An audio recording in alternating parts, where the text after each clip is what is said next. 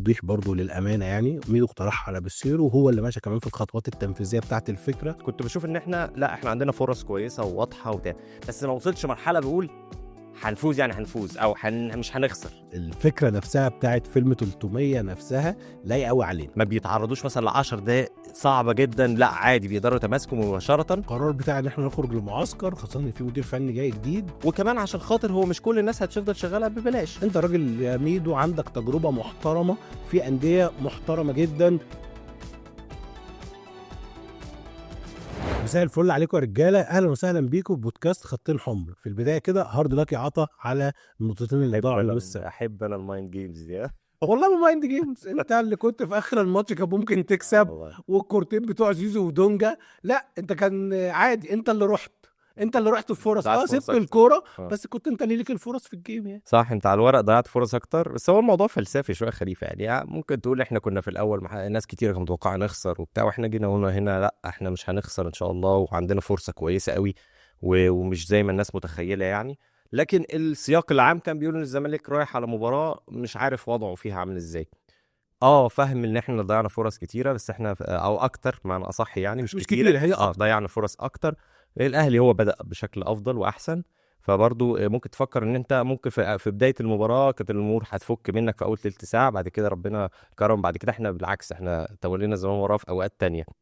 ماشي، فاهمك ان احنا تعادل اللي يزعلنا عشان خاطر النهايات، احنا كنا ممكن النهايات نفوز فيها، دي حاجه. والحاجه التانية عشان فوز بيراميدز، يعني انت بتقول دلوقتي هارد لك لان احنا اصلا الواحد من الحاجات اللي خليته فرحان جدا بالجون التعادل ده، اللي هو هيقعد يكلمك كتير عن جون التعادل واحنا كنا فوزنا بيه، وقصدي وكانك فزت بيه والكلام ده، لكن الجون ده بعيدا عن اي حاجه هنتكلم فيها دلوقتي، الجون ده هو اللي حافظ لك على املك في الدوري. لو كنت خسرت الماتش ده خلاص شكرا، فانت حافظت على امالك في الدوري بالجون ده. امالي في الدوري وامالي في التاهل، خلي بالك حتى لو بيراميدز بعد ماشي لسه ما زال برضو المنافس المباشر حاليا اللي هي الاقرب في التاهل لدوري الابطال، الفرق بيني وبينه 5 نقاط وفاضل 10 مباريات منهم مباراه تجمعني بيني وبينه، فما زال برضو حتى الامل للتاهل لدوري الابطال موجود حتى لو بيراميدز بعد شويه. خلي بالك احنا في هدفين للزمالك، هدف الدوري وهدف التاهل لدوري ابطال افريقيا، فاحد الاهداف برضو لو حتى ده بعد شويه فالتاني موجود بسبب التعادل ده.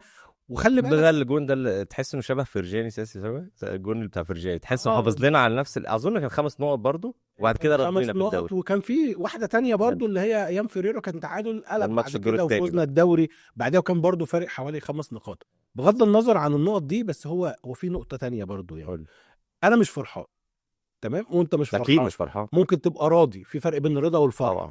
بس افرض يا اخي في مشجع فرح، هو انت هتصدر الفرحه هي بتاعتك يعني؟ هو انت عامل كتالوج؟ يعني انت بتعمل كتالوج وبتمشي العالم كله عليه؟ ما يمكن في حد بيفرح لتجنب الخساره من الخصم من المنافس المباشر، وده على فكره وارد جدا في الكوره. ما انا كنت اللي خسران طبعا دي النسخه اللي عليها الرقابه من بوست خليفه المشهور اللي عليه رقابه يعني النسخه المنقحه. برضو في احيانا تجنب الهزيمه والتعادل بهدف متاخر في الوقت في الدقائق العشرة الاخيره بيبقى ليه فرحه، زي ما غيري فرح قبل كده بنفس السيناريو اللي هو هدف متاخر للتعادل في مباريات كان حتى انا داخل فيها باوراق شابه. الجيل اللي كان بيدربه حسام حسن ده اللي هو كان بيلاعب ابطال افريقيا منتخبات، وكانوا هم بيفرحوا بالتعادل. الله البركات. يعني ده امر وارد. وانت نفسك معلش بقى نيجي البوست تيفا، احنا في فقره عندنا اسمها بوست عجبني، فخلينا نروح دلوقتي. عارف تبادلني كده كنت راسم تبادلني بس مما عجبني. في بوست جميل عبد اللطيف كان بيتكلم على الفكره دي، اللي هو اما الاهلي تعادل مع بيراميدز خرج كابتن سيد عبد الحفيظ وكانت برضه مزقطط وقعد يرص في اسباب. خلي بالك بيراميدز كان بيلعب 10 لعيبه من الشوط الاولاني، وقعد يرص في اسباب يعني ان حاجه كده عظيمه. جت بعد ما الزمالك يتعادل، لا انت يقول لك اصل انت كنت خايف. طب ما انت كنت خايف من بيراميدز بقى بنفس الوضع، انت كنت خايف من بيراميدز. ما فيهاش كده، يا الكوره ما فيهاش كده، الكوره فيها حالتك اثناء الجيم، انت كنت متاخر ورجعت في الجيم، فدي بتفرق مع تعامل المشجع عكس المشجع اللي بيبقى الفوز في ايده بيضيع منه. يعني دي دايما بين المنافسين المباشرين بتبقى موجوده دايما، مين اللي كان فايز والتاني رجع عليه. دايما اللي بيرجع بالتعادل بيبقى عارف في وقت ايه، مش في الدقايق الاخيره اخر 10 6 دقايق دي 84 في اخر 10 دقايق، ده غير الحل اللي قبل الماتش. بس انا عايز اقول لك وفي النهايه طب بص رياكشنات لعيبه الزمالك بعد جون التعادل، كله عايز يجيب التاني. بص على رياكشنات لعيبه الزمالك بعد المباراه، بالظبط. مفيش حد شاف. هو عارف بيخترع حاجه وبيحاسبك بيها.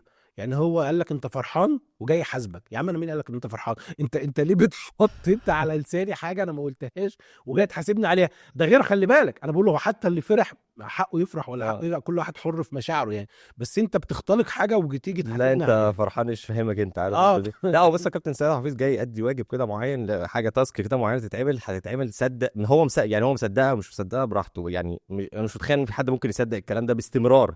يعني ممكن مره كلنا ممكن تقلش مننا مره، لكن تبقى طول الوقت كده قلش مجرد ان ادي واجب معين ان انا اقصف جبهتك انت وانت كذا، مش منطق يعني. كلنا ممكن تيجي زي ما بقول لك في لحظه نقول حاجه ممكن تبقى بالنسبه للناس ايه يا عم اللي انت بتقوله ده، وارد.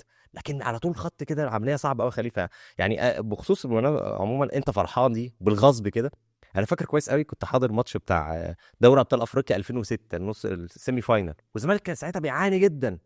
كنت زي 5 من حيث الحدود، بس عشان المعاناه يعني. ده كمان صح، ده الماتش قبل الماتش اللي قبليه على طول منفصلين 5 من حيث الحدود. فالدنيا كانت مظلمه خالص يعني. فلعبنا الاهلي اللي هو كان في افضل حالاته وكان حامل اللقب اصلا بتاع، وخسرنا 2-1 في ده مباراه. ماتش عوده. انا بس بالظبط. باكد عليك كان في ماتش عوده طبعا، احنا هنطلع من دوري ابطال افريقيا النهارده نحيي اللعيبه، لا. فساعتها احنا وشفنا اللعيبه بتحاول في الماتش وكانت قادره ان ممكن تحاول حتى توصل للتعادل بعدها. مجرد سقفنا اللعيبه، سقفنا مش اكتر يعني. خلاص يا رجاله وان شاء الله الماتش الجاي تعوضوا يعني، عشان في ماتش عوده. بالظبط. بس باكد على دي. رجعت يا معلم البيت لقيت قال لك جماهير الزمالك مبسوطه ان هي خسرت 2-1 بس. يا جماعه انتوا مجانين يعني، معلش واحترام يعني، مش ممكن يعني، مفيش منطق يقول كده. مش ممكن لو الحياه بالشكل ده، وانه جماهير بدل ما جماهير بتحيي لعيبتها على ادائها وتشجعهم على اللي جاي ان هي تعمل لهم كده. الغريب يا اخي ان بعدها بسنه بالظبط الاهلي لعب الاسماعيلي في مباراه شهيره جدا، اتغلب فيها الاهلي 3-0. المباراه اللي كده ابو تريكه في حصل له الدوري. اغماء دي، والاهلي كان لسه راجع من كاس العالم للانديه واتغلب 3-0 يا معلم. وجماهير الاهلي سقفت فاين يا عم براحتهم، عشان كمان كان لسه جاي من كاس العالم للانديه والقصه دي. فجاه نفس الاشخاص اللي كانوا بيقولوا جماهير الزمالك فرحانه هنا، الله، هي دي الروح الرياضيه. وعايزين نشوف الكلام ده في ملاعبنا كتير، ان الجماهير تحيي فرقتها حتى لو خسرانه عشان تشجعهم على. مش ممكن يعني تلوي الحياه بالشكل ده خليفه. يعني خلي بالك انا باكد على كلامك في نقطه، بس انا قعدت اقول لك ان كان في ماتش عوده وهنا كان ماتش في الدوري. يعني دي حاله مختلفه. يعني انا اتفهم تماما يا عطا ان انت ممكن عندك ماتش، فزي ما الزمالك اتعادل سلبيا مع دريمز في الكونفدراليه وانا وانت كنت حاضرين، والجماهير بعد الماتش حيت عشان افريقيا عشان في ماتش عوده. انا لو اخفقت في ماتش وفي ماتش عوده ببقى ماسك املي. بس انت عايز تعرف بقى حاله فريق خسر لقاء في الدوري ضد المنافس بتاعه وما كانش فيه لا ماتش عوده ولا حاجه، زي ما انت حكيت على ماتش الاسماعيلي. بس انت حكيت في ماتش الاسماعيلي كان في اسباب تانية، اللي هو ان الاهلي كان راجع قبل كده من كاس العالم للانديه وكان عامل اداء كويس، فممكن تتفهم ان الجمهور كان 3 يعني برضه من بس ممكن تتفهم، بس تمام. ممكن تتفهم ان الجمهور بيحاول او كل واحد حر، وكل واحد حر. كل واحد حر دي بقى كانت في انت 2003. كانت في 2003 موسم 2003 2004 الدور الاول، لقاء الزمالك والاهلي لما الزمالك فاز بهدف جمال حمزه، برافو عليك. وكان في التوقعات ان الزمالك افضل كتير، ورغم ان الزمالك ضيع فرص كتير جدا والماتش خلص 1-0. هذا بقى انا كنت بعيني شفت جمهور الاهلي فرحان بالهزيمه وبيحيي لعيبته، ودي بقى واقع انا شايفها بعيني. انا كنت في الاستاد وحاضر، وجمهور الاهلي حيا لعيبته في مباراه دوري خسروا، وكان الزمالك متقدم في النقاط والاهلي خسروا وما كانش ليه امل ساعتها في المنافسه على الدوري بعد المباراه دي. وازود لك عليها كمان ان بقى لا كان لا في ماتش عوده ولا في بتاع، وكانت تحيه من الجمهور كله، الكل اللي في الملعب، لعيبه الاهلي والاهلي يجوا كله والحاجات دي كلها. والموضوع حتى ما كانش اداء مثلا طلعت بعد ده عبد الحليم جاب الكوره في العارضه وضيعنا فرص غريبه يعني الماتش ده بالكتير يعني. بس انا عايز اقول لك محدش يا عم انت حر، انت مبسوط باداء لعيبتك، انت كنت متوقع تخسر اكتر وخسرت 1-0 بس، فبالنسبه لك راضي، انت حر. ما حدش بيبص على الحريه دي. يعني الصوت الواحد مرعب. يلا عندي بقى نداء لشركه تذكرتي ومنظمين اللقاء، يا اما تفتحها بقى في ماتشات الاهلي والزمالك ويبقى الماتش بساعه كامله، واللي يملى مدرجاته نقول له شاطر انت مليت كل كرسي، واللي ما يملاش مدرجاته انت وحش ومقصر وجمهورك خاف ما يجيش فانت كخه، يبقى تمام وكله راضي زي زمان اللي كل المدرجات ساعه كامله، فكل كرسي في الاستاد كل جمهور مسؤول عن الكراسي. يا اما انت طول ما انت بتحط لي عدد محدود والتذاكر بوكينج كلوزد هنا وهنا، لازم كان ده ينعكس ان حضور الطرفين متساوي. وده مش اول ماتش قمه يحصل فيه نفس الموضوع ده. كل مباراه بين الاهلي والزمالك الناس تراجع عدد الحضور الجماهيري، هتلاقي لا الاستاد فيه اعداد زياده هنا. انا ضد ده واتمنى الموضوع يبقى منظم، واتمنى في ماتش الدور الثاني الزمالك واداره الزمالك تبلغ ان احنا مش هنلعب المباراه غير لما يبقى منظر الجمهورين في الملعب، المدرجات بتبقى باينه، بلوكات يبقوا قد بعض، سواء في الدرجه الاولى سواء في الدرجه الثالثه، كل يا اما زي ما انا بقول لك كده يبقى مجرد الثلاث، شمال فوق وتحت مفتوح هنا ويمين مفتوح، والدرجه الاولى يعني يبقى المدرجات الكامله مفتوحه، انت مثلا هتقفل الثانيه يبقى الثانيه بس اللي مفتوحه واللي باقي كله يبقى بالتساوي. خلي بالك احنا خسرانين نص بلوك كمان في المدرج الثالثه شمال، الثالثه يمين بتاعنا، يعني الحته نص بلوك ده اصلا اوريدي المفترض ان انت اللي فيت شويه، يعني لو هنحسب القصه بالشكل الدقيق ده يعني. بالظبط، اللي هو بيتقف عنده بيطلع عربيات اسعاف الاسعاف وكده. والحاجات اللي زي دي. فانا بتكلم في النقطه دي، يا ريت الناس تاخد بالها تاني، لان المنظر دايما في كل مباراه ما بيبقاش عدد الحضور متساوي. طيب نيجي برضه ليه قبل الماتش شويه، انت شفت يعني بما انك بقى كنت في الملعب، الدخلات كانت جايه معاك عامله ازاي يعني؟ لا قصه يعني مش عارف، يعني هو بصراحه يعني ما اعرفش، ما فيش حد انتبه للقصه دي خالص، وهم بيعملوا الموضوع الدخله بتاعت المعارك والعوائق دي غريبه. وبعدين في حد قام معلي الكلمه اللي انت شيرتها، قال لك هو اصلا فين العوائق؟ لا يعني اوكي اكتبها زي ما انت عايز. وعلى اخويا ماسك بقى البطاقه قعد يسيبها، لكن دخلت الزمالك، جماهير الزمالك كانت تحفه حلوه جدا. طبعا، وكان فيها معالي كتير ليها عطا. يعني انا عايز اقول الفكره نفسها بتاعت فيلم 300 نفسها لايقه قوي علينا، لايقه قوي. يعني فكره، عارف جمهور الزمالك دايما احنا فكره الصعاب اللي بتمر علينا دي تبقى اشبه بالفلتره للجمهور، اللي هو اللي بيبقى بقى اللي هم اللي مؤمنين جدا بفكره مسانده النادي، وفكره انت لازم تقف جنب النادي. والفكره دي اتمنى انها تكون دايما مغروسه في كل الادارات والناس اللي بتشتغل في الزمالك واللاعبين. انت دايما الطرف اللي محتاج الخطوه الزياده، انت ما عندكش رفاهيه الخطا، فانت لازم اللي تختار صح. انت اللاعب اللي دايما محتاج ينزل الملعب هو عنده فايت سبيريت اكتر وروح قتاليه اكتر بكتير. انت دايما اللي محتاج تعوض الفروقات الماديه والماليه وكل ده تعوضه في الملعب، مش هتقدر تعوضه غير في الملعب. يعني احنا في كل حاجه بره المستطيل الاخضر عمرنا ما هنقدر نوصل لنقطه التوازن والتعادل، ما قدامناش غير حاجتين نقدر نتوازن بيها: مدرجاتنا، وده الجمهور بيعمله، وارض الملعب، ودي اللي نفسي فيها بقى لعيبتنا واجهزتنا الفنيه وادارتنا تعوض كل الفروق في ارض الملعب، لان ده المجال الوحيد اللي مهما كان في شوائب تحكيميه وفي هو مازال هو اكتر مساحه ممكن تديك عداله في التنافس. ودي حاجه بصراحه للامانه لعيبه الزمالك في الفتره الاخيره بيعملوها، لانه احنا متهيألي مش هقول بقت ظاهره، بس الزمالك واضح جدا اكتر من مره يتاخر في نتيجه قدام الاهلي يتماسك ويقدر يضغط على نفسه ويحافظ على النتيجه في التاخر قبل ما يجي يقدر يسجل هدف التعادل، ودي حاجه كويسه تحسب للعيب. مفيش مره انهاروا، يعني بقالهم فتره اكتر من ماتش اتعرضوا لنفس الموقف ده، لا وعادي اللعيب متماسك، بل بالعكس بتأدي بشكل افضل. حتى لو بياخدوا صدمه الجون ما بيتعرضوش مثلا ل10 دقائق صعبه جدا، لا عادي بيقدروا يتماسكوا مباشره. فدي حاجه تحسب لهم بصراحه خليفه. يعني اللعيبه بصراحه كانوا رجاله، وعايز اقول ان هم واضح كان عليهم التركيز، يعني واضح عليهم الروح القتاليه. الناس بتحاول دايما توزن ازاي الروح القتاليه من غير ما تخش تدخلات خشنه، بس في نفس الوقت اغلب الالتحامات الثنائيه كان لعيبه الزمالك قدر الامكان بتحاول تكسبها. فبصراحه اللعيبه ما اثرتش في المباراه. شفت برضه انا القرار بتاع ان احنا نخرج لمعسكر، خاصه ان في مدير فني جاي جديد، كانت فكره ميدو، عشان يعني يبقى للتوضيح برضه للامانه، يعني ميدو اقترحها على بسيرو وهو اللي ماشي كمان في الخطوات التنفيذيه بتاعه الفكره، وكانت فكره في رايي انا موفقه جدا. كانت فكره كويسه، كويسه قوي بالنسبه لي عشان اروح اسماعيليه. فكان عندي فرصه يعني ان انا اروح المعسكر. ودي من الحاجات اللي عايز اقول عليها برضو، ان وانا لما رحت المعسكر الاول طبعا جوزيه بيسيرو راجل لطيف جدا، وحتى وانا بتكلم معاه تحس ان هو كده هو في الجهاز الفني بتاعه، يعني الناس كانت لوز كده ما كانتش متوترين، وعلى ما يبدو برضه ما يصدرش التوتر اللعيبه. وقعد يكلمني حتى عم عايز اتكلم معاك في الكوره، يقول لي هو قناه السويس اللي بتعدي فيها كام سفينه؟ 45 ل 60. طيب هما في بقى حاجه ليفلز بتطلع، عارف الهويس بتاع، قلت له يا عم هي مش قناه بنما عشان نقعد نغير. فيعني هو كان استقباله لطيف وقعد يدردش معايا شويه هو وكابتن عبد الواحد. اللي يعني هقول لك ايه، كنت شايف انا وانا هنا كنت بقول انا كنت بقول ايه، كنت بشوف ان احنا لا احنا عندنا فرص كويسه وواضحه وبتاع، بس ما وصلتش مرحله بقول هنفوز، يعني هنفوز او مش هنخسر، يعني مش متاكد. عندي ليله المباراه قال لي كابتن عبد الواحد بيقول مش هنخسر الماتش لا ده هو كان ده بعد ما اقنعته شويه ان يهدى، يعني قال لي هنكسب. قال لي بص اسمع مني هنكسب، وبعد كده قال لي بص اقل حاجه مش هنخسر. فهو فعلا كان عنده يقين كبير ده يعني. وتقول له طب يعني ليه؟ قال له بص انا عارف الاجواء وشايف اللعيبه عامله ازاي، وما تسمعش الكلام ما فيش اجواء متوتره عندنا واحنا واثقين في نفسنا وبتاع. ممكن يكون الكلام ده لو اتقال في العلن هيبقى كلام دبلوماسي، بس هو بيقول لنا عادي بالعكس، ده انا وعموما ايه، ده انا اللي اليقين جاي والايمان لكم ده بيبقى كويس قوي احمد، حتى طبعا، لو جواك حتى لو مش مؤمن بناء على بيه. حاجه يعني. يعني لو جواك مؤمن بيه وبيبقى دي الحاله دي بتبقى مهمه جدا، يعني النبوءات المحققه لذاتها يعني. ايوه بالظبط. الحمد لله ما عملناش نبوه تانية. والناس لحد ما بصراحه جماهير الزمالك يعني بعد فتره كده قبل الماتش بدات تحس ان هي مؤمنه بالفريق، وبدات تصدر طاقه ايجابيه للعيبه.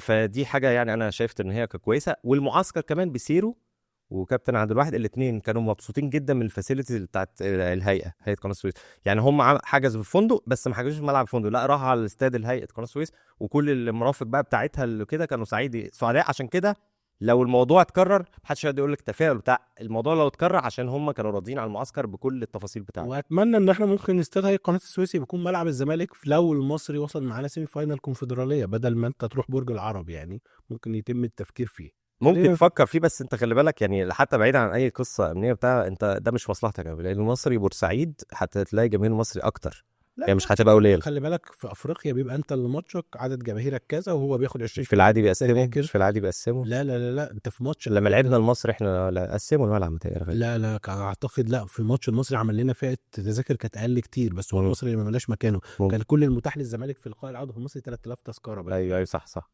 خلينا نروح للماتش نفسه بقى عطا. نشوف اول حاجه مهمه في راينا، في رضا عن بيسيرو، وفي رايي انا في رضا اكبر عن قرار جايبان بيسيرو. يعني خلينا نقول ان قرار رحيل جروس احنا كنا متفقين انا وانت ان جروس ما عندوش حاجه يقدمها، وكنا شايفين ان المشكله خلاص. مع كل اسف يعني بقرار بيسيرو نفسه كان فيه تشكك. اعتقد بيسيرو خد خطوه لقدام في الماتش ده، مش يعني اللي هو لسه برضو احنا لسه ما عملناش شيء، لكن خلينا نقول ان في حاله من انواع قدم نفسه بشكل كويس في المباراه دي او شيء يبنى عليه. فخلينا نقول ان في رايي انا ان القرار بتاع ان انت تمشي جروس كان قرار سليم 100%. قرار بيسيرو اثبت ان ممكن يكون قرار سليم باذن الله، ويثبت اكتر من كده انه يكون قرار سليم. فده يرجعنا تاني ان اللي خد القرار سواء بقى اداره باستشاره مع عميد ومع حازم، القرار كان مظبوط. لان خلي بالك لو خسرت المباراه كان هتوجه سهام النقد ليهم، فانت طبيعي لما يبقى القرار بيثبت لك فيه ان شيء ما من الصحه لازم تاكد تاني ان دي حاجه كويسه، وبتحيي اللي خد القرار. لان هي دي القرارات، هي دايما دي مشكله القرار، يعني يطلعك فوق ينزلك تحت. فدايما صاحب القرار لازم في الحاله دي زي ما انت كنت هتنتقد وتقول انت ازاي مشيت جروس، لازم ترجع تقول لا انت كان قرارك سليم وتحييه عليه. او اقل تقدير الماتش ده خلاك تبقى تميل كده، يعني ما فيش حاجه اسمها قرار سليم من ماتش واحد طبيعي صح؟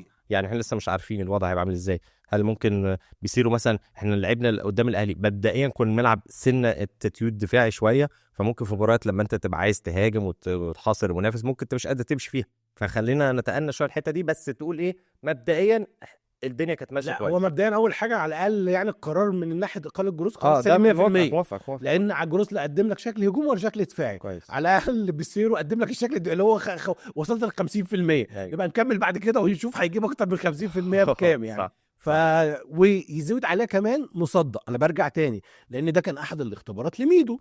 كويس. ميدو حازم، الراجل جه من ترشيح من احد الوكلاء دكتور سالم، وميدو حازم بصموا ان اللاعب كويس. انت شكرت في ميدو بس كان عندك نقد لميدو. لا انا عندي نقد لميدو في الفكره الاكبر شويه.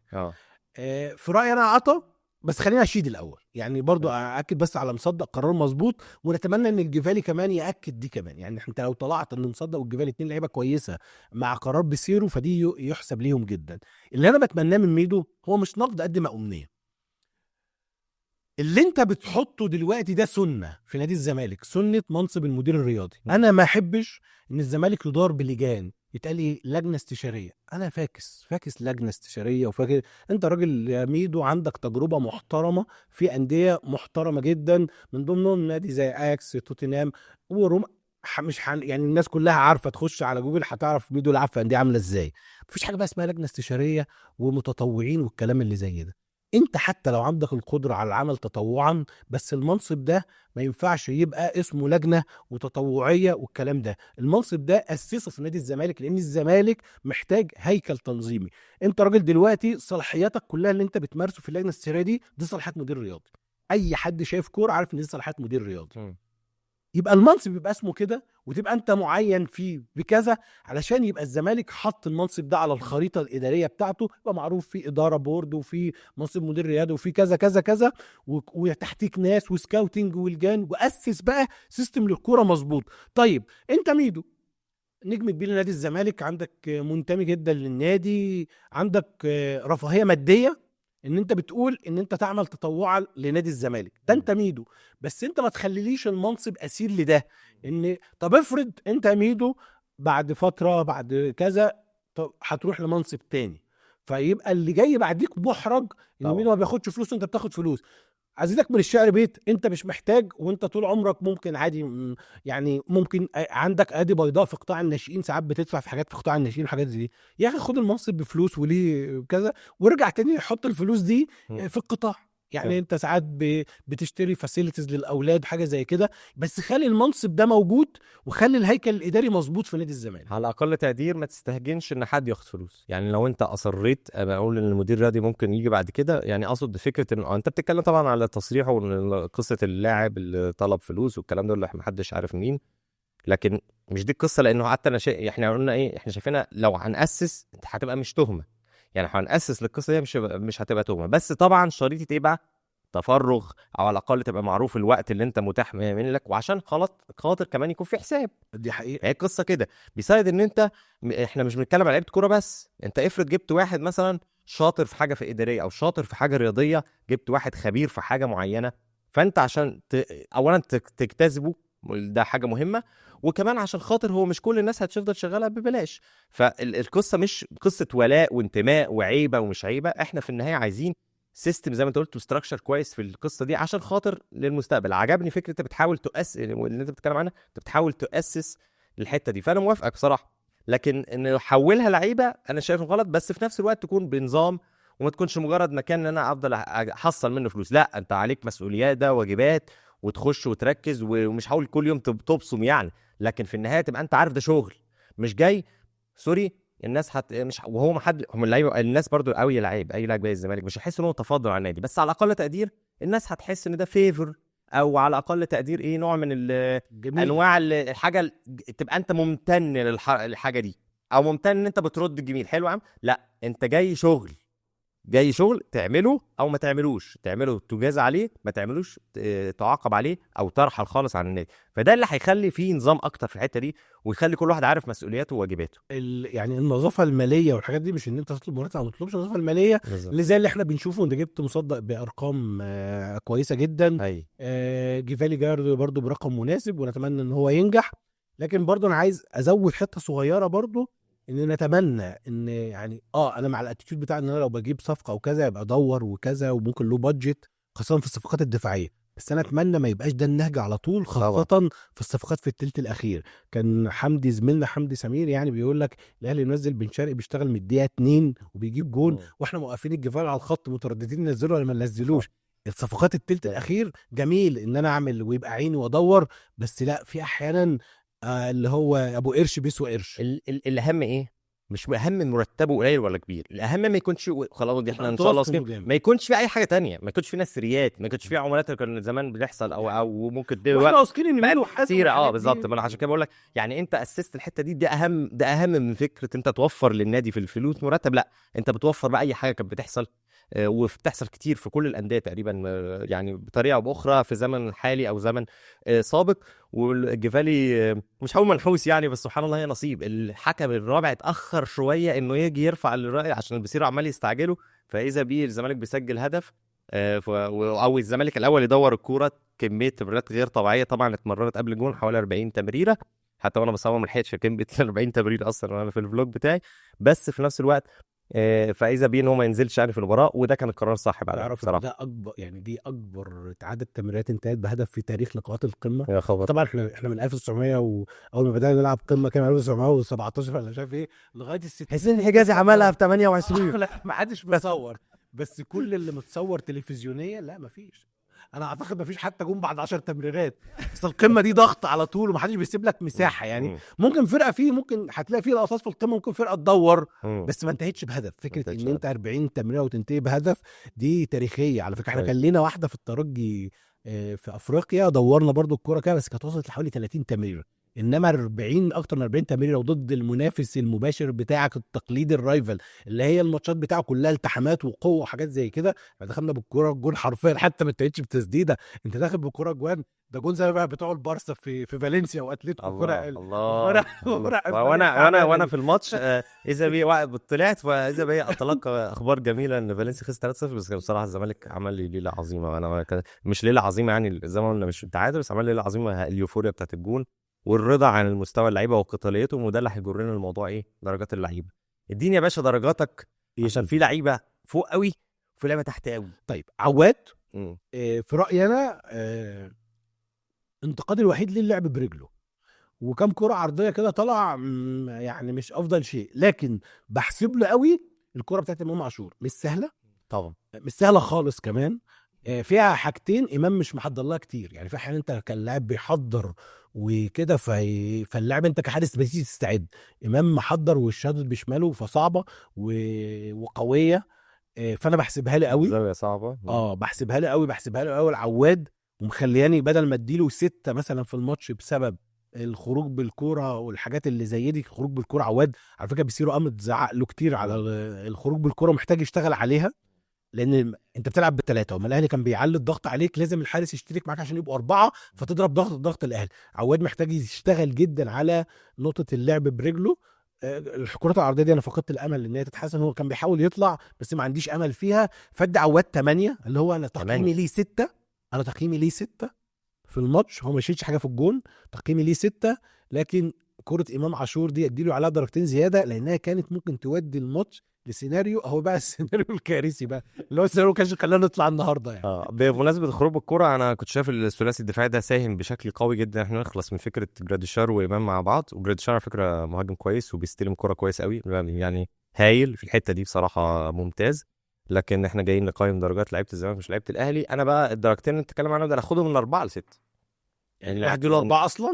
هديله 4 واخدها ل6 بالكرة بتاعت ليه الكرة برضو قطعها بتاعت الشحات دي مش سهله. صح بس الكرات العرضيه مش معقول. انا قلت يا جماعه احنا في دوري ابطال افريقيا او الكونفدراليه عشان ناخد البطوله دي انت محتاج الحارس يكون اكتر من كده في الكرات العرضيه عواد. فارجوك عواد حاول تتحسن شويه في القصه دي. هو طلع في كذا كوره بس مفيش كوره بتتمسك كسر القامه بقى او قلق او بتاع لدرجه ان الونش في واحده المفترض ان عواد طالع يمسكها بسهوله اما الونش اضطر يطلعها كورنر عشان مش متاكد. فالقصه دي اتمنى نحسن فيها ونبقى افضل فيها. لكن التصدي بتاع امام عاشور هايل. في كذا كره اتشطت عليه ممكن تقع منه تترد وشفناها يعني كتير مع كابتن حسين السيد وغيره يعني. لكن في النهايه الكره الثبات في الحته دي هو اللي يخليني في الكره بتاعت امام عاشور خليني 6. حصل ظلمته شويه 7 عشان خاطر يعني والله العظيم انا بزعل شعب 7 تصدق بيمي في ثلاثي الدفاع اي واحد. يلا نبدا بالونش اللي هو اقل واحد في 3 في رايي. ونش اكتر من مره الجراديشار يسبقه يخطفه مش بس خدوا عالي في كورتين. الونش حاول يفرض مصيدة تسلل مش منطقيه ابدا على جراديشار اللي هو مش مهاجم سريع حاول يعملها. وفي مره تانية جراديشار في لقطه الجون دي انا الوم الونش جدا لان انت ما فيش حد غير جراديشار واللي لعب الكره الهيد اصلا اللي كسب فيها الكره الرئيسيه كانت امام عاشور. فانت ما ترجعليش ورا لا يا معلم انت اصلا ثلاثي دفاعي فانت عندك رده روح اضغط عليه اصلا مش عارف يلعب العرضيه. الونش قام ساحب نفسه لورا فطبعا دي كرات مش الونش ما زال لسه محتاج بس كده ايه عايز زقه يعني عايز ثقه اكتر وعايز مده اطول. مفيش مشكله الونش معاه للاخر لان ان شاء الله هو ده رهان ده استثمار مش مجرد حب في اللعب بس حب في الزمالك اكتر لكن هو استثمار في لاعب كبير ده مفيش كلام. فانا بشوف ان هو الونش في الحته دي كان محتاج يكون افضل. هديله 6 ان الخط الدفاعي بشكل عام كان من ضمن الافضل يعني. انا متفق معاك بلوم عليه في الكوره انه ما راحش ضغط على جراديشار لكن ما كنت كنت شايفه كويس وطريقه الثلاثي كان ماشي فيها كويس. حسام عبد المجيد نجم الماتش اديله 9.5 من 10. يعني النص هتقول لي ما فهمتوش اخطاء هتقول لي النص في ايه في كره الجون كانت مشتركه بينه وبين امام عاشور. متهيألي هو المفترض يستخدم طوله افضل من كده. هي طبعا الكوره كانت اقرب لامام، بس كان ممكن قليلا من العنف اللي هو مش عنف، فاهمك. اللي هي المخاشنه القويه اللي هي تطلع امام من لعب الكوره حتى لو اتحسبت عليك فاول، بس يمكن هو ما قدرش ان الكوره ممكن تكون تحول خطير على الزمالك. بالمناسبه اصلا الكوره دي لو رجعت شفتها انا بيني وبينك، طبعا كنت اتفرج، كنت في الملعب فشفت الماتش تاني باهدى فبركز اكتر. الكوره اتلعبت ضربه مرمى لينا كانت لينا، والثلاثه واقفين كده مسترخين خالص، بينما امام عاشور وجراديشار لوحدهم. انت مفترض ده طبيعي الكوره بتاعتك، بس الكوره الطوليه انت عارف انها ممكن ترد عليك، فاديت فرصه لامام انه يلعب الكوره، واديت فرصه جراديشار انه يهرب. فهي انت اصلا امام لو يعني مش عارف امام حسام لو دخل مع امام في اي كوره راسيه، حسام لو دخل مع اي لاعب تاني في كوره راسيه هيعرف يكسبه، بس عشان هو كان متاخر خسر الكوره دي الراسيه. حقيقه، فده اللي انا اشيل منه. انا اديله 9 تمام. بس ترقصه محمد عبد الله دي جميله قوي، خطيره انت طبعا، تعرف في صوره كده ثقه جميله كبيره. كان نفسي استخدمها، بس عشان جاي محمد عبد الله انا شخصيا يعني عشان ناشئ، يعني الصوره كده محمد عبد الله قاعد وحسام واقف، بس انا عشان يعني كان نفسي اللقطه دي تبقى معايا. ولا صغير فعلا والله. لا والله والله بجد يعني انا ما بحبش ان لاعب بيلعب تانية وتالت مباراه ان الصوره الايقونيه تنتشر وبتريقه، يعني حتى لو كان في منافس، يعني كان نفسي الصوره دي تبقى مع اي لاعب كبير في السن يعني عشان الصوره حلوه قوي يعني. لا يا حلو. هو قاعد كده على الارض وحسام واقف، صوره جميله يعني. فحسام والله محمد رضا عنده، لا محمد رضا ده يعني الراجل عنده ارشيف من القصه دي يعني، لكن هو لعيب وده الثقه الكوره دي. الفكره محمد رضا مش وحش برضه يعني، هو كان سيء في الماتش لكن هو عنده الواد ده عنده شخصيه كويسه يعني، اعتقد ان انا اتمنى ما كنتش خسرناه. طيب انا اديت 9، نروح على المصدق هديله 8 ونص يعني 8 معاك عشان كرة الجون. هو يعني المسألة مشتركة بين حسام في البداية ثم الونش، انا بشيل مصدق وعمر جابر اكتر كمان، يعني حسام والونش اخطائهم فيها تقدير كده. مصدق احنا اتكلمنا على العيب بتاع الرجل الشمال، بص وهي كانت وارد تقلش من شماله، وكان وارد يجيبها اون جول على فكرة كمان. الكرة دي وارد ان طبيعي انك تلعبها لي بشمالك وانا اتقبل اي حاجه. فكره ان انت لا مش تقبل اي حاجه مش تقبل فكره انا بحب دايما اللعيب يعمل الصح. انا فاهمك يعني الكره اللي على عدله رجلك اليمين العبها بيمين. اصل في حاجه لعيب خط النص هو ده اللي مطلوب منه يشوف يلعب برجله مين اللي معدول، عشان ده مطلوب منه دقه في الباص. يعني ما تجيليش انت بتلعب لاعب وسط وبتبقى بتستخدم رجلك اليمين وتعمل لي تمريره قطريه برجلك الشمال، عمرها ما هتيجي مظبوطه، ده انت بتدور على الدقه. بس في واحده لو عبد الله السعيد مكان دونجا فيها كان ودى زيزو انفراد والله العظيم، لو لعبها بتمريره قطريه برجله الشمال قرر يعملها كده، بس دونجا عبد الله بيعمل اي حاجه. عبد الله ايه عامل عرضيه بشماله ايه خطير. انا بقول لك يعني انا بكلمك في دي، انما انت كمدافع انت مطلوب منك تشتت الكوره بس، مش فارقه بقى يمين من شمال، هي الكوره بس عايزه تلمس في رجلك، فانا اعتقد كان لازم يروح لها بشماله يعني. ماشي يبقى احنا كده بس اديته كام؟ انا اديته 8. اديته كام؟ انا اديته 8 معاه. كان على فكره كان ياخد زي حسام، وخصوصا ان هو مساهم كمان في كره الهدف بتاعنا احنا، عمل التمريره للناصر منسي مكسب، بس في نقطه برضه عشان الجمهور ياخد باله منها. المدافع يقيم اكتر كمان في حاله الزمالك والاهلي وبيراميدز، الثلاث فرق دول تقيم فيهم المدافع وانت بتهاجم مش وانت بتدافع. صح. يعني الماتش اللي انا كنت بلعبه وانا بلعب ب3 وفاحيانا بتقلب 5 عالي بقى والجو ده كله مش جو قوي ان انت تقدر تطلع باحكام مطلقه على اللاعب. انا مستني اشوفه في مباراه الزمالك فاتح فيها وبيهاجم واشوف قراراته، كل امل ان هو هيطلع كويس ان شاء الله، بس الحكم الكامل على لاعب مدافع يكون وانت هاجم. لسه عمال اقول له تقل على بيسيرو، وقمت سخنان قلت له مكسب كبير على بصد، يلا مش مشكله بقى. لكن خش بقى على مين؟ على عمر جاب. عمر يعني انت الخصم ولا حاكم؟ ولا مش انت الخصم والحكم، وانت ايه عارف وجهين لعمله واحده، هو كان احد المسؤولين بشكل كبير على الجون في الكره في الاول. كان يعني انت اللي عارف لو سابقه من الاول من حاضر، لكن انت اوريدي هو سبقك يا عمر، مش فرق اللياقه فرق كده، بس برضه اعتقد ان هي مسؤوليه كبيره على عمر. لكن هو كان برضو ساهم في الجون واغلب المباراه كان سادد الدنيا كويس. اديله 7 يعني انا ممكن اديله معاك 7 ونص. انا برضو ليه لقطه في حته الجون يعني انت حطيت ايدك عليه زقه يعني. زق مين يا عم؟ لا زقه والله بجد لمسه على فكره. مش عارف. لا هو حط ايده عليه على فكره عمر قبل الجون بشويه كده، يعني قبل فريمين من الهدف كان عمر وبن شرقي جاي من وراه، عمر حط ايده عليه.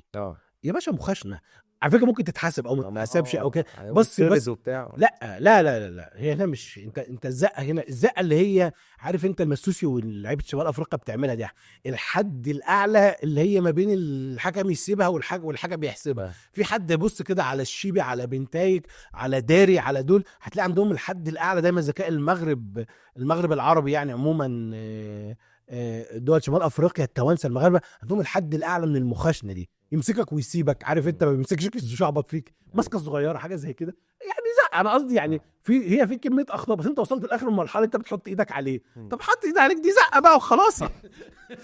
خش على بنتاج اعتقد ان هو ياخد 9. بنتاج هايل ممتاز جدا. يعني انا مش شايف ان في درجه تنقص، يعني انا مش شايف ان هو يعني انت جايب لنا قلت الجون. احسن لعيب في المباراه حسام لما جيت 9 ونص. ماشي، بس الجون بيدي درجه، طب ما انا حد بيديك 9 والجون يدي درجه، ما اه تنساش ان انا من عبيد الاهداف. صح. ادي كلب اهداف. دي درجه للجون، هو 9 في الماتش او 8 ونص، بس الجون ده 10 وقيمته 10 من 10 10 بنتاج والله 10. لا لا حبيبي يا بنتاج. ولا نأجل الكلام على التجديد اللي احنا هنتكلم عليه كمان شويه، لان بصراحه حاجه في منتهى العظمه. بنتاج رائع والله العظيم 100%. دونجا واحد. خلاص 10.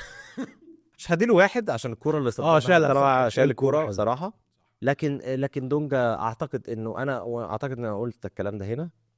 حان الوقت ان احنا نبدا نفكر انه دونجا مش لعيب عصي على ان هو يخرج من التشكيل الاساسي. مش هو لعيب كده ممنوع انه يخرج من التشكيل الانذار الاساسي. الثالث عادي. وهيجيب، واعتقد فرصه كويسه جدا للزمالك ان يجرب شكل الفرقه ايه من غيره. منطق اصلا يا خليفه ان هو ياخد انذار في كوره ميته عاديه خالص؟ يا معلم انت في اولويات. افرض لقيت امام عاشور طالع بسبرنت، مش كنت هتحتاج في الفوق في اللحظه دي. ففي حاجات كده غير كده الكوره قرارات. معاه، والكوره معاه بيتاخر قوي قوي قوي، وبعدين في الاخر يعني عامل لك تشيب.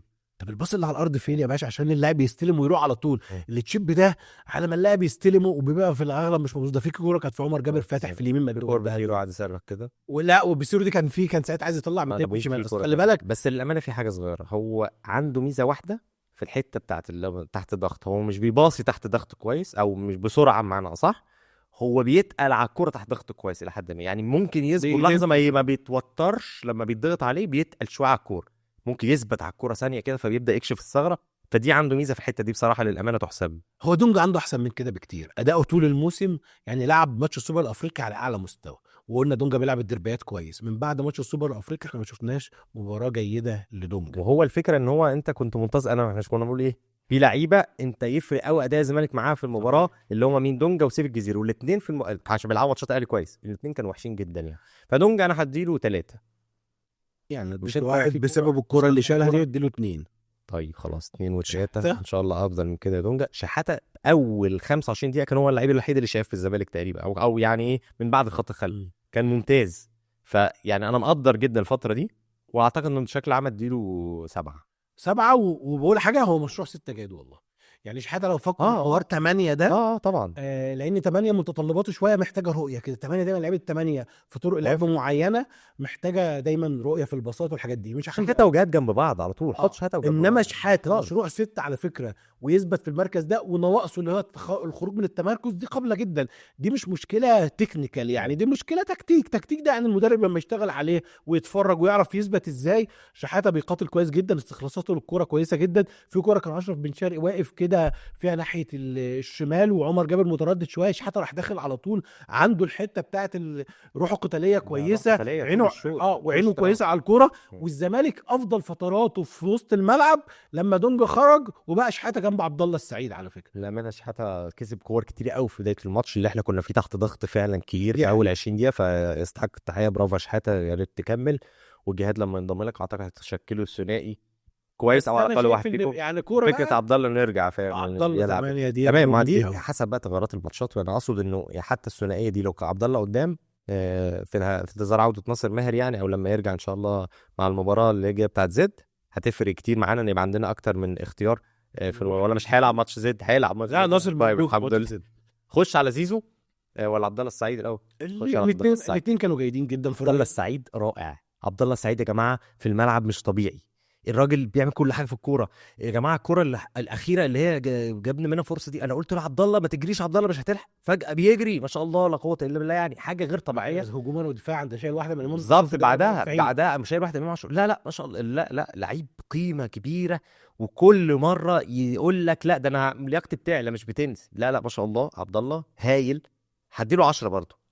اديله 10 يعني ممكن مش ممكن المستوى الفني والثقه مع عبد الله مشكله بسيطه جدا، ان انا عايز 2 عبد الله السعيد، اللي هو عايزين واحد في نص الملعب وواحد عارف مش عايزين هو نقول اديله عشان- 10 وبعد كده شوف لك واحد تاني تديله 10. يعني انا افتقدت جدا في الشوط الاولاني كله ادوار عبد الله في كان يحل لنا ازمات ضغط الاهلي علينا ده والفكره لما الاهلي يضغطنا كنت مفتقد توظيفه في نص الملعب. توظيفه في الثلث الاخير ليه لقطات عظيمه، بس انا في رايي انا في طريقه اللعب بتاعه الوينج باكس وان عبد الله ياخد هو الثلث الاخير وان الزمالك كان بيلعب في الشوط الاولاني ان الكرات بتطلع اشبه ان احنا كنا بنهاجم عن طريق مرتدات، ما كانش ده الشكل المناسب يا ابو سيرو ان عبد الله يتحط فيها. يعني في النهايه انا بطلع الكوره قدام في دماغي ان انا اعمل تحول. التحول هنا هيتم مش عبد الله اللي هيكون جزء من التحول ده. عبد الله بيتميز جدا لما انا اللي ببقى بهاجم وامسك الريتم انا. فكان في رايي انا خطا بيسيرو مش خطا عبد الله. عبد الله قدم مباراه في كل حتى مواقفه الهجوميه كان ماشي، دي مالهاش علاقه بالتقييم يا خليل. ماشي. انا بقول لك ما انا جيت في حته فنيه يعني بالمره. قصدي يعني مالهاش آه. علاقه، انت هتديله درجه كامله وانت عمال لا انا اديله 10 عمال من 10 يشكر في الاخر لا هديله 10 من 10. 10 ماشي بس يعني خلاص. بس انا عايز اقول لك ان اصل مش هتعاوم اسيبك لا. كده بتكمل حلقه لوحدك. مشكلتي الوحيده مع عبد الله احنا كنا صح. محتاجينه في محتاجينه كمان في خط الوسط كمان. وكانت دي في رايي انا كانت توظيفه من بيسيرو شويه. ممكن بدات اللقاء عشان في تخوفات وكذا. اعتقد بعد انذار دونجا في الشوط الاولاني والكذا كان ممكن جدا تغيير شلبي تبقى مبكره شويه وترجع عبد الله جنب شحاته، خاصه في الوقت اللي يعني نازل فيه بن شرقي بيسيرو. كان ده الوقت اللي هو معنويات. انت كنت بادئ الشوط الاول الشوط الثاني كويس جدا. في اللحظه دي والاهلي بدا هو اللي بيغامر، انت كمان غامر. هو كان الموضوع كان حطك انت محطوط في مرحله في لحظه مش عارف تعمل ايه. هل اتخلى عن الشكل اللي انا ماشي بيه كويس وخاصه بقينا كويسين قوي في بدايه الشوط الثاني فنزل مصطفى شرف فممكن ابرجل الفرقه والاقي نفسي محطوط في مرحله الدنيا مش مظبطه، ولا اكمل على الوضع ده في انتظار ما سيحدث؟ هو كمل على الوضع ده في انتظار ما سيحدث. كان عنده امل ان هو بما ان انا اتحسنت ان انا امشي بنفس القصه دي من غير ما العب في الفرقه.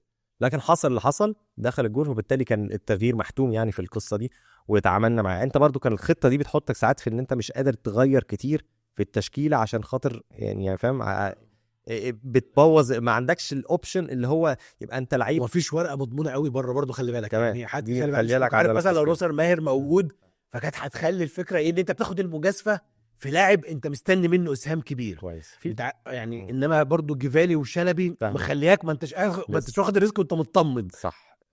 مش هتراهن، مش هتبيع حاجه مقابل حاجه مضمونه 100%. طب نروح لزيزو خليفه اللي قدم مباراه قتاليه كويسه، بيجري كتير. اعتقد كل الناس يعني بعض الناس كانت راضيه عنه، لكن في حاجات من زيزو محتاج يظبطها. زيزو فكره ان انا طول الوقت خلاص ان الجبهه اليمنى دي انا لعيب، انت خلاص اصلا بقيت لعيب فيرستايل جدا، مش ملزم مكانك، وكتير لعب في المباراه. الكوره اللي استلمها دي وراح بيها وقام كوكا لحقه.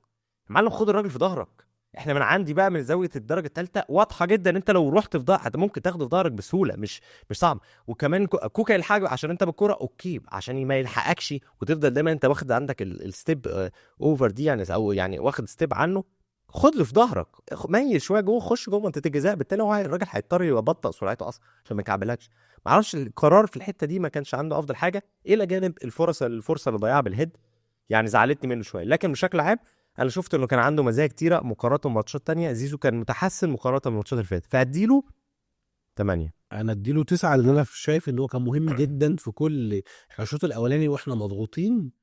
كان زيزو هو الحاجه الوحيده اللي انت بتطلع عليها كله وبتمثل عليك خطوره على الخصم، يعني اللي هو بياخد الكوره وبيطلع بيها وكان بيستلم في وسط واحد واثنين ويبتدي يعمل لك هجمه، وكان بينزل يساعد كتير جدا في الخروج بالكوره. يعني مثلا كره الهدف اللي انت جبته ودورته وبتاع هتلاقي زيزو مع عبد الله هم اللي ساهموا ان الكوره تدور بشكل كبير كده مع الزمالك. في الشوط الثاني في الشوط الثاني جاب لنا كذا كوره في ضغط عكس، عمل كذا ضغط عكس، وكان ملتزم جدا دفاعيا بشكل كويس جدا. كره الهيد دي انا عموما يعني بشوف ان زيزو لو في حاجه بتنقصه فهي مع الواحد على واحد شويه هتيجي موضوع ضربات الراس. زيزو مش افضل شيء عنده ضربات الراس بشكل عموم. وانا عايز اقول على حاجه، هي دي اكتر مساحه ماشي، دي اكتر لسه هقول لك دي اكتر مساحه زيزو ممكن يتحسن فيها.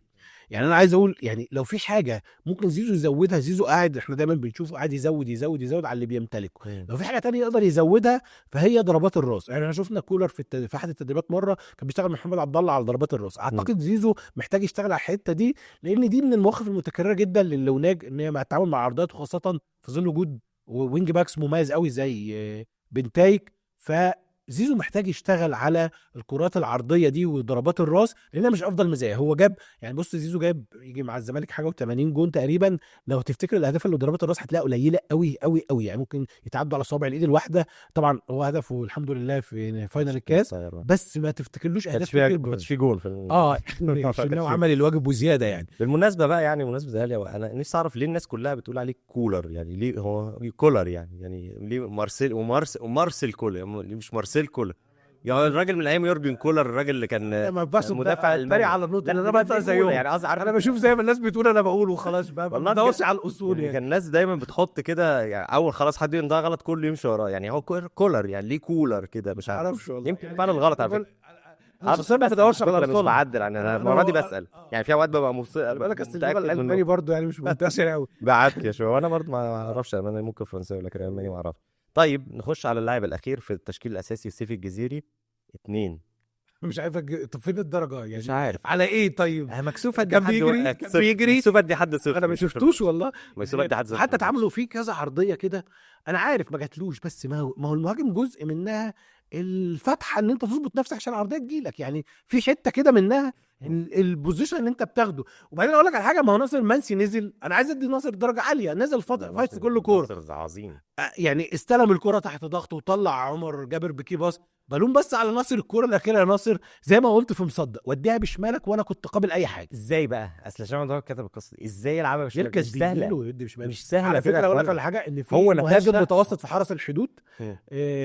يعني انا بقول متوسط، يعني اللي هو مش علامه من علامات الدوري. انا مش بقول لك مثلا فيستو مايلي ولا اسامه ابو العلي، وجايب واحده زيها اللي هي، بص انت ممكن تقلش جدا وتعدي من على رجلك وتطلع في السماء كل ده، بس اركز ودي بشمالك. يعني انا دلوقتي نتشتها بيميني وحطيتها في الزاويه البعيده، ثانيه واحده بس، نتشتها بيميني حطيتها في الزاويه البعيده مع حارس واضح جدا انه عنده مشكله في الكرات الارضيه. طب ما لو الكره راحت في الكره الارضيه، اشرف داري ما جاتش فيه. لا كان اشرف، لا بص الكره طبعا من رجل ناصر ضعيف قوي، لو ما كانتش اصلا يعني والله مش ضروري، يعني ما كانتش هتروح قوي.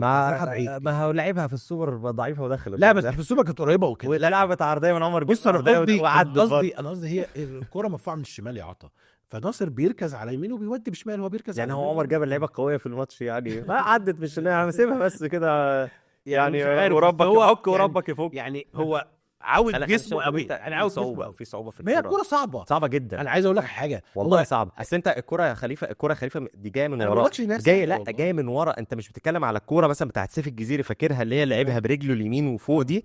الكوره دي جايه من على الخط، عرضيه من على الخط، فانت ممكن تقابلها برجلك شمال الكوره جايه من وراه عشان يلف رجله الشمال، دي صعبه جدا.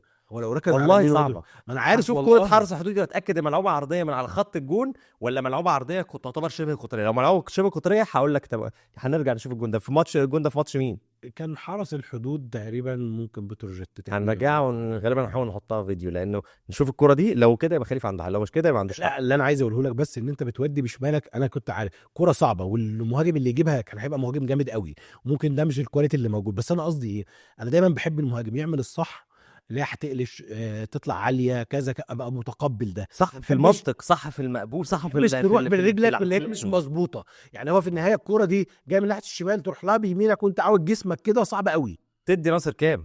اديله 9 طبعا. برنس والله العظيم، برنس. قتاليه غير طبيعيه، استلام الكوره، يعني عمل الدور اللي عمله دوجراديشار مع الاهلي في استلام اكتر من كوره صعبه. هو اللي شبه هو الجون، هو من البدايه هو الجون. طبعا الجانب اللي محتاج الزياده بتاعته وهنروح بقى وده هياخدنا على لعيب تاني اللي هو مصطفى شلبي اللي ما دخلش في منطقه الجزاء، لانه مش حاول تكاسل، هو شاف انتاج داخل بس معلم. لا برضه اوكي، انت عشان مثلا حساب الهجمه المرتده ما اظنش مصطفى شلبي حسابه بالشكل ده، انت اوريدي بعيد يا مصطفى، لكن لما نزل عمل نشاط للامانه. عمل بس هو برضه الكوره بتاعت الجول ما كملش. انا عندي بقى الكوره بتاعت الهجمه المرتده دي برضه تحركه كان بعيد برضه على الخط قوي برضه. مصطفى كوش يا مصطفى مش فاكر اللي عمل ايه لا بص عليها كده هو يعني تديله ايه 6 اديله 6 يعني 7 كمان. راجل بص احنا النهارده حفل الدرجات كده، في درجه كده زياده على كل حاجه. نقفل ماتش الاهلي بحلو بوحشه وبكل شيء. في الدرجات دي ايه يا عبيط؟ اصل احنا طولنا شويه. عندنا ماتش الزد يوم الخميس. نكمل في سؤال مهم جدا، هنكمل ب3. انت راجع لك ناصر ماهر وغاب منك دونج، نكمل ب3 يبقى ناصر ماهر وزيزو تحت ناصر منسي او تحت سيف الجزيري، ونفس الفورميشن اللي احنا لعبنا بيه ده، ونرجع عبد الله السعيد جنب واحد جهاد مش موجود. ناصر ماهر تحت ناصر منسي بقى ماشي المباراه تحت ناصر منسي ماشي، علشان ان انت هتهاجم وترفع كرات عرضيه، وزد مش هيسيب لك مساحات. مش بس عشان كده، قبل ما تتكلم انا عارف انت هتتكلم عن موضوع ثلاث مدافعين. انت دلوقتي انا طول الوقت شايف ان سيف الجزيري قدراته اعلى، وشايف ان ناصر منسي لما بينزل بيأدي بصراحه. وفي مباراه الاهلي كنت بقول ان سيف الجزيري يبدا. مباراه زد موضوع ان انت هتبقى اكثر هجوميه في المباراه، وكمان عشان فعلا انا لازم ارسل رساله برضو ان المجتهد لازم ياخد دوره. حتى لو انا مش، حتى في لحظه ما مش شايف ان اللعيب هيبقى افضل لعيب للمباراه، لازم يلعب شويه عشان يحس ان هو خد بونص توصل له ومكافأة. الرساله، او الا كده حتى انت طب بتصدر الشكل عموما انت مع الثلاثه ولا نرجع للاربعه 2 3 1؟ بص، حتى لو لعبت المباراه دي 3 عشان انا مثلا عندي غياب لدونجا ولا بتاع، انا بشوف انه جو كده مش فارقه كتير بالنسبه لي. يعني انا بشوف ان احنا محتاجين نرجع ما نستمرش على الثلاثه لسببين. اول حاجه احنا محتاجين نبقى اكثر هجوميه. عارف ان مالهاش علاقه بالخطط اللعب، انت عادي ممكن تطير انا باكين، شايف ان ثلاثه عادي بس ممكن تهاجم بيه. عمر جابر مش هيديك اللي هي الحته بتاعه بنتاج اللي هي السبرنتات رايح جاي 100%. رغم ان عمر يعني بدا يعني في المباراه ممكن كان كويس. طب اديك حته بس، انت ممكن في اثناء الماتش عادي يبقى زيزو الوينج باك بتاعك، وتنزل الجفالي كمان، وتبقى عندك ورقتين جامدين ناحيه اليمين. انا بديك مثال وانت بتغامر فاهم. استأمن اللقاء. ماشي، ساعات اعمل كده. آه. يعني لما اجي احب اعمل كده اعمل كده، لكن مش هبدا المباراه. ما انا مش هبدا كده، انا مش هبدا كده، خلينا واضحين. ما انا ضد فرقه كويسه. فاهم قصدك. تاني حاجه، يعني انا مش شايف ان الونش ممكن يريح عادي. يعني نجرب الاول، احنا محتاجين نجرب اللعب بالرباعي. عارف ممكن ماتش زد تقيل شويه فممكن ما نجربش فيه، عشان كده بقول لك مش ضروري. لكن انا شايف ان على طول خط مبدئيا كده ما نلعبش قصه الثلاثي دي، الا مثلا ماتش افريقيا صعب، ماتشات اللي هي امام منافسين صعبين مش سهلين، واحنا لسه مش متاكدين من قوه دفاعنا، فممكن نتحول. انا شخصيا شايف ان الثلاثه هتبقى مناسبه اكتر لحاله الزمالك دلوقتي، ونستخدم عمر وزيزو، ونستخدم بنتايك وناصر ماهر وزيزو هيبقوا تحت مهاجم. حاسس ان هي ممكن الدنيا تمشي. يعني انت مع قصدك الزمالك عبد الله عبد الله 8 وشحاته في جهاد فين؟ ما هو جهاد مصاب اصلا، ده عنده خلفيه قاعد مش هيلعب. ده قاعد طب خلاص لو كده تاني موافق. شحاته وعبد لا الله على فكره التغيير الوحيد. طالما كده انا موافق. انا ما كنتش عارف انه جهاد مش موجود في الماتش. شحاته وعبد الله، والتغيير الوحيد اللي ناصر يخش. طب لو جهاد رجع، مش شايف ان شحاته وجهاد؟ لا انا شايف ان كتير علينا شحاته وجهاد لا انا شايف ان عبد الله هو اللي يبقى 8 على فكره. طب لو جهاد مش هتختار من جهاد وشحاته، هتلعب برضو بواحد منهم جنبه عبد الله، وتلعب بناصر ماهر وجنبه مصطفى شلبي او جفالي وزيزو، انا مؤمن وقدام واحد من الاثنين مهمين. انا مؤمن تماما ان عبد الله مش بيأثر ابدا في مركز 8، ومش شايف فكره كل ده في يعني عبد الله عنده القدره ان يملى المنطقه دي، وانا ما بشوفش ان في اضافه اما تلعب بدونجا وشحاته عن ان انت تختار ديفندر واحد وجنبه عبد الله السعيد. عبد الله كمستوى والتحامات وكل ده قادر يديك نفس اي حد في الثمانينات بيديه. كويس. احنا الماتش ده يا جماعه بنتكلم فيه لان احنا لسه عندنا هدف، ولسه عندنا يعني تارجت في الموسم المحلي. لولا الهدف اللي دخل فيه ما جبناهوش ده، كنا قاعدين دلوقتي عمالين نقول كده طب هنعمل ايه في الكونفدراليه، ولا يلا نشوف الكاس وهنلعب ماتش الكاس امتى. فده كله بسبب الهدف، وهو المفترض تبني عليه ان انت تلم شمل الفريق وتظبط الفريق وتبقى تبني على القصه اللي جايه.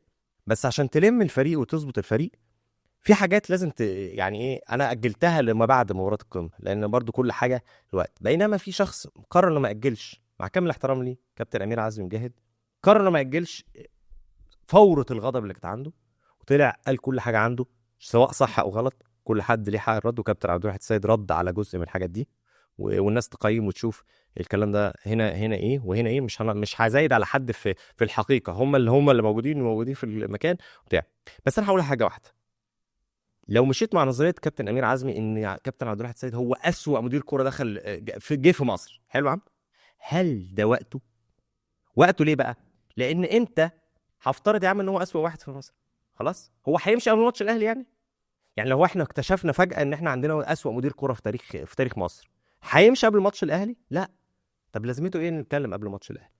كامل الاحترام للكابتن امير عزمي، على فكره انا بحترم طريقه كلامه دايما، بحس ان هو شخص عنده ذو فكر يعني، لكن انا شايف ان مش موافقه خالص. توفيق خانه تماما. ساعات كده الانسان لما بيعمل غضب يعني مره كنت بدردش مع ميدو في مره، كان في سبيس كده زمان على كلاب هاوس، ايام كلاب هاوس يعني كنت بدخله، وزهقت منه لان الناس بقت تلبسني في كلام، اقعد اقول كلام علي مجموعه من الناس يعني من مش هقول يعني تلبسني في كلام من الاخر، تقولني كلام ما قلتوش اصلا. فما ده بطلت ادخل كلاب هاوس قبل ما حتى اكتشف قصه التسجيل. فقلت لميدو، قلت له ميدو انت حقك، لما كان مدرب وادي يجري قلت له ميدو انت اوكي، انت حقك تشتكي من التحكيم لو اتظلمت قدام الزمالك، حقك، مش هقول لك تسكت يعني في الحته دي، هتبقى بضغط عليك قوي. لكن ما تقول تحط ساعتها قال هو لحد امتى الاهلي والزمالك هيستفيدوا بالتحكيم؟ لا، ما تحطليش الزمالك والاهلي في خانه واحده. فساعتها الانسان ممكن توفيق يخونه في حاجه بسبب الغضب. فاتمنى كابتن امير عزمي يراجع نفسه ويشوف ان هو التوفيق خانه في التوقيت، وان انت لو انت هدفك انك تظبط الفريق مش ان انت مجرد شخص غضبان، فالتعديل ده كانش هيحصل في الخمس دقايق اللي فاتوا، قصدي في الخمس ايام اللي قبل المباراه دي. ما بين اللقاء اعتقد كان قبل 5 ايام يمكن اقل من كده. فيعني ده لوم عتاب عليه كبير قوي. وفي عتاب تاني الامانه، وانا النهارده واضح ان انا ناوي اخلص على نفسي بقى ولا ايه، بس انا ما اعرفش، انا الزمالك عندي اغلى من اي حاجه. كابتن شيكابالا كل احترام ليه وهو اسطوره في نادي الزمالك، لكن معلش مع احترامي ما نحولش غضبنا من مدرب لمجرد ما لعبناش ماتش لهذا الغياب الغريب لفتره طويله جدا عن النادي، ولا كأن لا معلش مع احترامي. دلوقتي كابتن شيكابالا اهم دور ليه اصلا في النادي دلوقتي هو قائد الفريق، اكتر من قيمته الفنيه الرائعه كلاعب. طبعا طول عمره على مدار الفريق خدم النادي بشكل كبير. لا يا كابتن، معلش انت الكابتن وانت القائد وانت المثال وانت القدوه. القدوه ما يغيبش في الفتره دي. القدوه هو المفترض يشد من ازر الفريق، هو اللي يشده معاه. ده اكبر دور ليك دلوقتي، يعني في ظل عدم اللعب لفترات طويله، او ظل عدم اللعب تقريبا، ما ينفعش ده الدور اهم ليك فتتخلى عنه بالشكل ده لمجرد انت زعلان من المدرب او تعمل الكلام مش مظبوط. انا مش شايف الكلام ده ينفع بصراحه.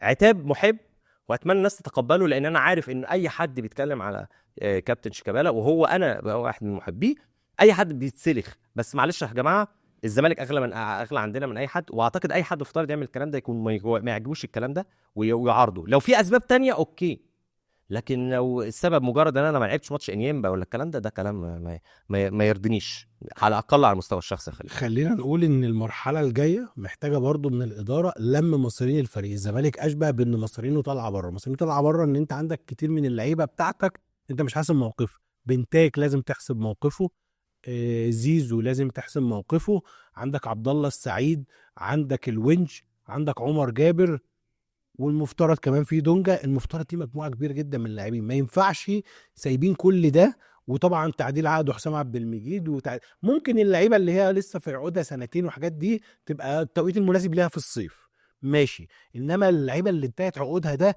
لا، حاول تقفل مصارين فريقك اللي موجوده دلوقتي على المشاع. انت كانك بتحول النادي كده لحاجه اعلانيه الانديه. تعالي بقى النادي اللي عايز لاعب تعالى بيك اب من عندي واختار وامشي. اتكلمت على قصه الفاترين انت. لا، هو بنتاج خلاص لم يعد رفاهيه. بنتاج موجود في النادي، يعني موجود في النادي، مفيش اي حل. فكره استخسار المليون ولا باك شمال ولا عندنا فتوح، لا اسف، بنتاج اعلى من فتوح دلوقتي جدا جدا. انا بص يعني خليني اقول ان ده ستايل وده ستايل، فتوح قابل جدا يستخدمه كثمانية كل حاجه. وانا قصدي فتوح مهم بس بنتاج مهم جدا. حلو. لازم بص، الزمالك لازم يخلص حوار بنتايج لعده اسباب فنيا كلنا متاكدين منها. في نقطه تانية معنويه، هو ما ينفعش النادي يبقى عشه فراخ بقى، يعني من ابو اخر، يعني ما ينفعش بقى عشه فراخ وكل شويه المنافس بيجي عندك وياخد له حاجه اللي هو عايزها.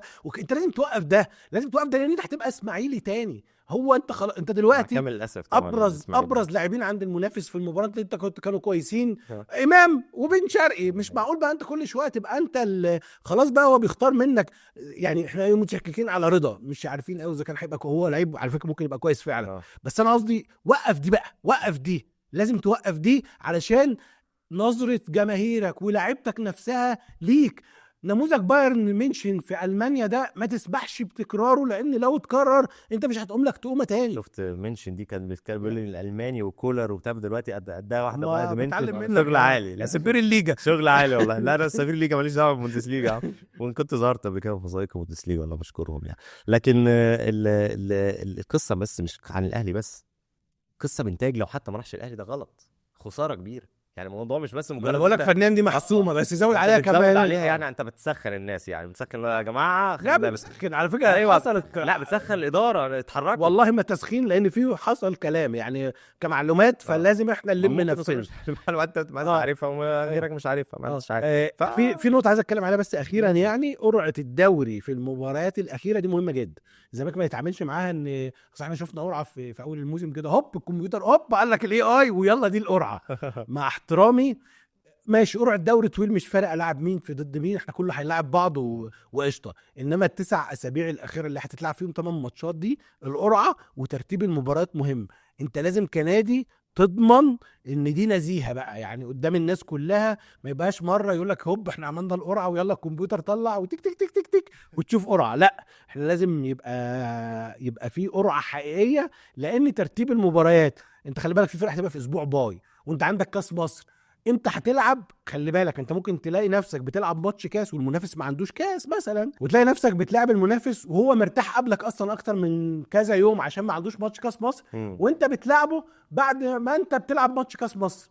دي حاجات مهمه جدا. عارف انت ده واقع ممكن يحصل على فكره لا بالحظ. مش ذنب نلعب في بطولات كبيره يا جماعه، مش واقع. طبعا بطولات كتيره، بس عارف انت الجو ده، لا ده هو واقع الصح. ممكن يحصل بالحظ. بالظبط، بس ما يبقاش مرتب ليه. يعني انا ممكن القدر يحصل لي اي حاجه، ممكن الاقي نفسي انا اللي بلعب كذا، كل ده وارد، بس انا اضمن حقي ان ده فعلا القدر والحظ، مش قرعه انا مش عارف بتتعمل ازاي. لا، لازم الزمالك يفايت على ان هي تبقى قرعه واضحه، لان الزمالك لازم يحاول يحافظ على حظوظه في كل شيء، سواء كونفدراليه، سواء كاس مصر، سواء لقب الدوري، سواء حتى منتخب الدوري التأهل لدوري الأبطال، وده هدف وارد على فكرة وقريب مش بعيد. نتمنى الزمالك يركز في كل الماتشات فعلا خليفه، عندنا كل البطولات لسه مازلنا موجودين فيها، والبدايه لازم تكون بزد عشان نبدا بدايه هاديه مع بيسيرو، وبدايه هاديه مع اللعيبه الجديده واللعيبه اللي جايه الاصابات، وكمان يمكن ننضم لهم قريب باذن الله. احمد حمدي نتمنى ينضم قريب يعني، لكن نتمنى كمان بقى ان انا اكسب في الحلقه دي بصراحه في المسابقه، عشان خاطر الحلقه اللي فاتت كان فيها شويه حركات، والناس عجبتها على فكره المسابقه بتاعت المره اللي فاتت، بس عندنا مسابقه مختلفه. محمود ازيك يا حوده؟ الحمد لله. ازيك يا عاطف؟ سباق سرعه المره دي الحمد لله. سباق سرعه. المسابقه النهارده عباره عن 7 اسئله زي بيست اوف 7 كده بتاعت الام بي اي، اللي يوصل لاربعه، هي الفوره من اربعه زي ما انت كنت بتقول لنا قبل التصوير، اللي يوصل لاربعه هو اللي هيكسب. اسئله عاديه جدا واللي يجاوب الاول. تمام، ماشي. احنا اللي سجل لينا في الماتش بتاع الاهلي الاخير ده محمود بنتايج. تمام. في القرن ده الزمالك سجل له 4 لعيبه كانوا لعبوا باك ليفت او وقت، يعني في الماتش باك ليفت او عدى عليهم ان هم باك ليفت. انا هقول 3 وانت قولوا الرابع، ماشي؟ فانت عندك بنتايج، عبد الشافي، محمد عبد الواحد. مين الرابع؟ طارق السيد. ما سجلش محمد ابو العلا. لا ما أبو العلا سجلش. كسب باك شمال؟ ثواني. ابو العلا انت قلت مين؟ معلش قولهم كلمه حوده. حماده طلبه. يا عم قول بس الاسماء تاني، اصبر. بضرب كل باكات شمال. اصبر بس. قول قلت بنتايج، قلت عبد الشافي في ماتش 3-3، ومحمد عبد الواحد ماتش 2-2 كده. ماشي. مين الرابع؟ طارق السعيد. لا ثواني بس. برضو بيلعب باك شمال في الماتش نفسه؟ لا طب مش استنى شرط، هركز هو بقى. باك شمال. هركز بقى. باك شمال على طول ولا لا مركز ده باك مش عارف؟ شمال بس في اوقات في الزمالك لعب ديفندر. خالد الغندور. لا ديفندر. لا هو ابو العلا افترض. عارف ما سجلش.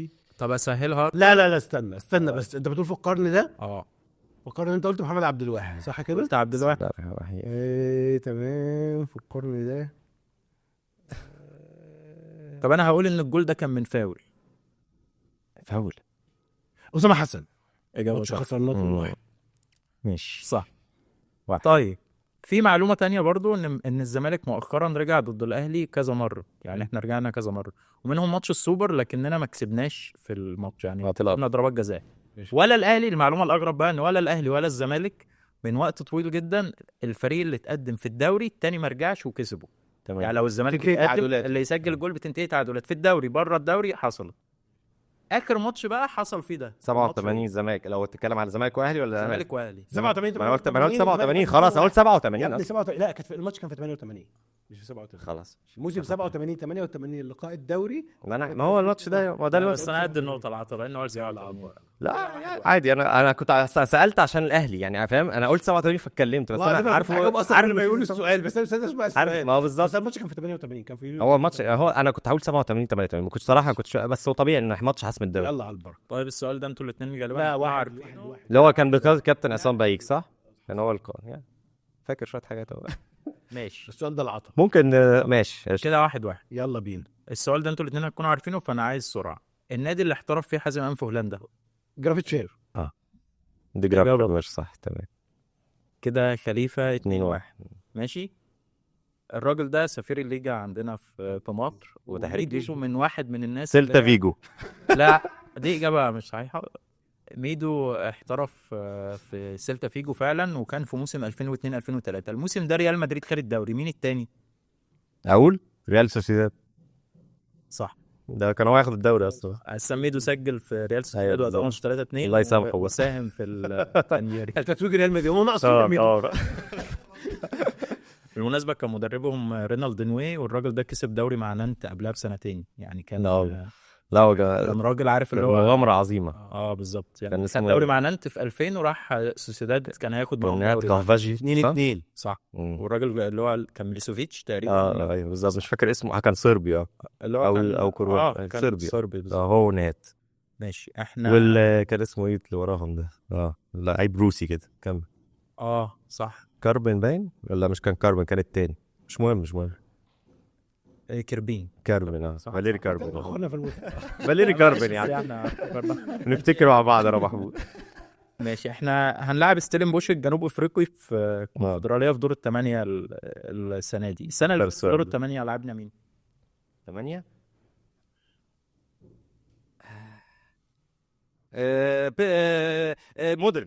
مودرن سبورت، او يعني الفيوتشر. مظبوط. عايز اقول المصري جايب دريمز، انا عايز اقول في دماغي دريمز وعايز اجيب اللي قبله مش قادر. كده انا كام؟ كده 3-2 ليا. نوز هتفورها. انت الراجل بيسيرو ده وصل نهائي افريقيا السنه اللي فاتت، تمام، وده انجاز عظيم ليه. مين اللي سجل جول فوز كوت ديفوار ضده بقى في البطوله؟ بتاع اللي هو اسمه ايه؟ لا حاول لا هو المهاجم انا عارف اسمه ايه، بتاع دورتموند طبعا مش عايز اسهلها. هلس. لا قلت والله قلت مين اللي نطق الاول؟ انت قلت لا انت قلتش هلا، انت قلتش هلا والله قلت هلا، قلت مش عارف ايه. لا والله انا سهلتها لك. ماشي يا عم 3-3. لا يا عم 87 3-3 دي قصاد بتاع 87 دي قصادها تمام 3-3. انت ما كملتش 87 ماشي صح، انا قلت ها بس انت ما كنتش عارف، ما كنتش فكره. طيب يا ريتني ما سهلتها لك، انت كنتش هتعرفه ابدا. لا ما كنتش عارفه، انا قلت ما شفتش الماتش اصلا. السؤال ده هو السؤال الحاسم ما بينكم. انا كان اوروبي، بس انا كان ليه حاجه عن الزمالك. ليه يا عم؟ ماشي. ليه؟ لا يا عم ادينا اي حاجه بقى. رحت الحمره رحت الحمره يا بيه. ماشي. احنا لعبنا الافرو اسيوي 3 مرات. حلو تمام، كسبنا مره فروكاوا ومره بوهانج ستيلرز، وخسرنا من فارمرز بانك. لا ما ينفعش ان انا اقول لها استنى بقى، نرجع للسؤال التاني. صح طيب لا حق طلع. انا كسبت انت بارس خلاص. بيسال السؤال ده كده بورا ستار فيه، انا كسبت خلاص مش عايز السؤال. خلاص يبقى خليفه ولا كسب. حقك يا عم ماشي. حرام يا بتاع هالس. سباستيان ألير هلا بس صح خلاص. انا كسبت بالله.